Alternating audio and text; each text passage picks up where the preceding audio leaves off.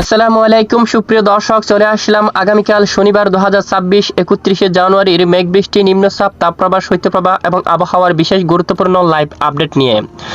আজ রাতে এই মুহূর্তে দেশের বেশ কিছু এলাকায় আকাশ পরিষ্কার রয়েছে, তবে দক্ষিণাঞ্চলে শুরু হচ্ছে মেঘের আনাগোনা। আজ রাতে দেশের কোন কোন জেলায় হতে পারে বৃষ্টিপাত, পাশাপাশি পরবর্তী এক সপ্তাহ 7 দিন পর্যন্ত বাংলাদেশের মধ্য অঞ্চল থেকে শুরু করে উত্তরাঞ্চল, দক্ষিণাঞ্চল, ভারতের পশ্চিমবঙ্গ সহ উত্তরবঙ্গ, আসাম, ত্রিপুরা, মেঘালয়, মিজোরামপুর সহ দেশের কোন কোন জেলার আবহাওয়া কিরকম থাকতে পারে তার সম্পূর্ণ বিশেষভাবে লাইভ আকারে জানিয়ে দেব এই ভিডিওটির মাধ্যমে।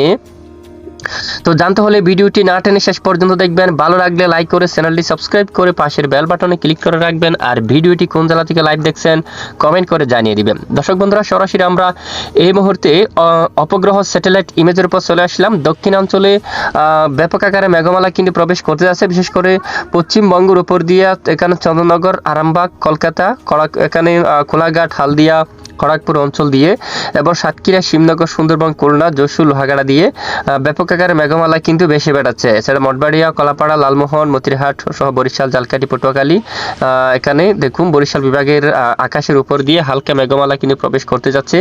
আর এদিকে চট্টগ্রাম বিভাগেরও দুয়াক এলাকা জুড়ে উত্তরাঞ্চল, খাগড়াছড়ি এদিকে, তারপর সন্দ্বীপ, হাতিয়া, পরিচুরি দিকে এখানেও কিন্তু কিছুটা মেঘ ভেসে বেড়াচ্ছে। তবে এই মেঘ থেকে আপাতত বৃষ্টিপাত হওয়ার কোনো সম্ভাবনা নেই এবং রাতের দিকে আরও কিছুটা আকাশ মেঘলা হতে পারে খুলনা, বরিশাল, চট্টগ্রাম বিভাগের উত্তরাঞ্চল এবং চট্টগ্রাম বিভাগের অন্যান্য দুয়াক এলাকায় আকাশ কিছুটা মেঘাচ্ছন্ন হতে পারে।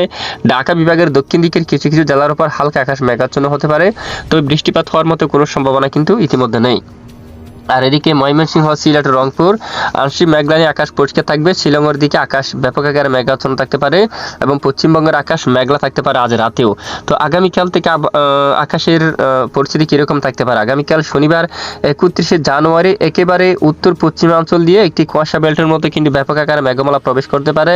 পূর্ণিয়া, তারপর বাগালপুর, ধামবাদ, এখানে কিছুটা কুয়াশা বেল্ট প্রবেশ করতে পারে, তবে এটি বাংলাদেশের উপর তেমন প্রভাব কিন্তু ফেলবে না। তবে আকাশে হালকা মেঘ থাকার সম্ভাবনা কিন্তু থাকবে, বিশেষ করে চট্টগ্রাম বিভাগের দিকেও। এদিকে চট্টগ্রাম, ফটিকছড়ি, খাগড়াছড়ি দিকে, অন্যদিকে সেনবাগ, মতিরহাট, লালমোহন, বরিশাল, পিরোজপুর, মঠবাড়িয়া, খুলনা, সাতক্ষীরা, শিবনগর সহ লোহাগাড়া, যশোর, এখানে ফরিদপুর, তারপর পাবনা, মেহেরপুর সহ নাগারপুর, ঢাকা, কাপাসিয়া সহ বেশ কিছু এলাকায় আকাশ আংশিক আকারে মেঘাচ্ছন্ন থাকতে পারে। আপাতত বৃষ্টিপাতের কোনো সম্ভাবনা নেই। রবিবার 1 তারিখ নাগাদও দেখুন 2 ফেব্রুয়ারি নাগাদ, 1 ফেব্রুয়ারি থেকে শুরু করে 2 তারিখ পর্যন্ত বেশ কিছু এলাকায় হালকা আকাশ ঝাপসা থাকতে পারে। খুলনা, বরিশাল, চট্টগ্রাম, কুমিল্লা, ঢাকা প্রায় 30% পর্যন্ত আকাশ কিছুটা কুয়াশাময় আকারে ঝাপসা আকারে থাকার সম্ভাবনা রয়েছে। তবে আপাতত কোনো বৃষ্টিপাতের সতর্কমাত্রা কিন্তু ইতিমধ্যে নেই। এরপরে পরবর্তী এক সপ্তাহ 7 দিন পর্যন্ত দেশের আকাশ প্রায় পরিষ্কার থাকতে পারে এবং কিছু কিছু এলাকায় হালকা আকার আকাশ ঝাপসা থাকতে পারে, কোনো বৃষ্টিপাত হওয়ার মতো সম্ভাবনা নেই। পাশাপাশি দেশের সর্বোচ্চ বা সর্বনিম্ন তাপমাত্রা কিরকম থাকতে পারে? আগামীকাল থেকে দেশের সর্বনিম্ন তাপমাত্রা দেখা যাচ্ছে, আমরা সরাসরি দেখতেছি। বিশেষ করে দেখুন সর্বনিম্ন তাপমাত্রা রাজধানী ঢাকা সহ দেশের বেশিরভাগ এলাকায় 14 ডিগ্রি সেলসিয়াস, রাজশাহীর দিকে এখানে 12 ডিগ্রি এবং রংপুরের দিকে 12-13 ডিগ্রি সেলসিয়াসে, ঢাকার উত্তরাঞ্চলে 13-14 ডিগ্রি সেলসিয়াসে, তারপর এদিকে চট্টগ্রাম বিভাগের দিকে 14 ডিগ্রি সেলসিয়াসে সর্বনিম্ন তাপমাত্রা থাকবে। সিলেটের দিকে রয়েছে 13-14 ডিগ্রি সেলসিয়াস সর্বনিম্ন। আর সর্বোচ্চ তাপমাত্রা বিশেষ করে 26-27 থেকে শুরু করে প্রায় 31 বা 32 ডিগ্রি সেলসিয়াস পর্যন্ত সর্বোচ্চ তাপমাত্রা ওঠার সম্ভাবনা কিন্তু রয়েছে।